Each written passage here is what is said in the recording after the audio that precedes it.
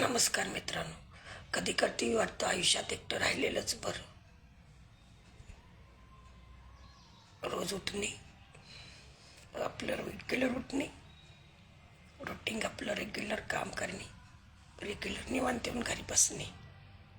कोणी बोललं नाही, कोणी आज असंच बोललं,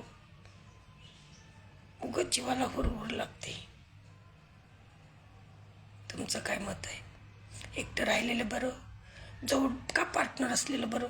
पार्टनर असला तरी त्रास, नसला तरी त्रास. जीवनाचा गुंता खूप अवघड आहे. म्हणतात की जीवन जगा सोपे आहे, सुंदर आहे, पण जेवढं आपण सोपे करायला जाऊ तेवढं ते अवघड आपोआप होत जातं. आयुष्यात जेवढं तुम्ही प्रामाणिक राहाल तेवढं देव तुम्हाला दुःख देतो.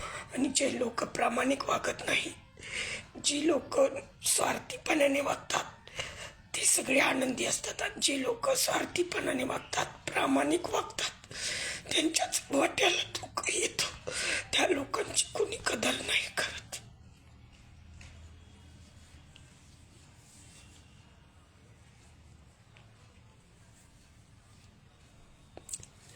आताच्या काळात लोक प्रॅक्टिकल वागतात. आत्ताची जनरेशन प्रॅक्टिकल वागते. ती एकदा वाटतं चांगली वागते, कारण आत्ताच्या जनरेशनमध्ये पटकन निर्णय घ्यायची क्षमता असते. नाती लगेच जोडतात पण आणि लगेच तोडतात पण.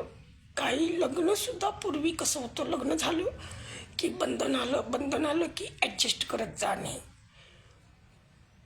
तसंच नातं लग्नाचं निभावून जाणे असं होतं. पण आताचं जनरेशन तसं नाही आहे, ॲडजस्ट करत नाहीत.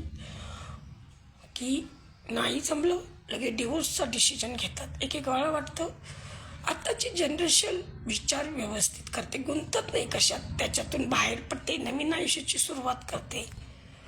आणि एकदा वाटतं की ही जनरेशन आहे ती चुकीचा विचार करते, कुठेतरी ॲडजस्ट करायला हवं. पण ज्यावेळी आपल्या वाट्याला ते येतं दुःख, त्यावेळी वाटतं की बरोबर आहे आताचं जनरेशन, की ॲडजस्ट करायला जेवढं तुम्ही ॲडजस्ट कराल, जेवढं ते नातं टिकावून प्रयत्न कराल, तेवढं तुम्ही खाली पडाल. एवढं मात्र नक्की. जीवन एवढं सोपं नाही आहे, आणि आपण जेवढं सोप्या पद्धतीनं जगायचा प्रयत्न करू तेवढं अवघड परिस्थिती आपोआप समोर येते. आपोआप जरी तुम्ही शांत बसला, आता जीवन आपण व्यवस्थित जगायचं, एन्जॉय करत जगायचं, सगळं विसरायचं, स्वतःपुरतं जगायचं असं तुम्ही विचार केला, तरी समोरून परिस्थिती अशी येते की परत आपण त्या परिस्थितीत अडकून पडतो. ज्या ठिकाणी आपण परत येत असतो, परत त्या ठिकाणी आपण कळत न कळत कधी अडकून पडतो ते कळत नाही, आणि मग तिथून परत फिरणं खूप मुश्किल असतं. जीवन एवढं सोपं नाही आहे. सुंदर बनवायला गेलं तर सुंदर बनत नाही. आपण कितीही प्रयत्न केला तरी आपोआप परिस्थिती समोर येतेच.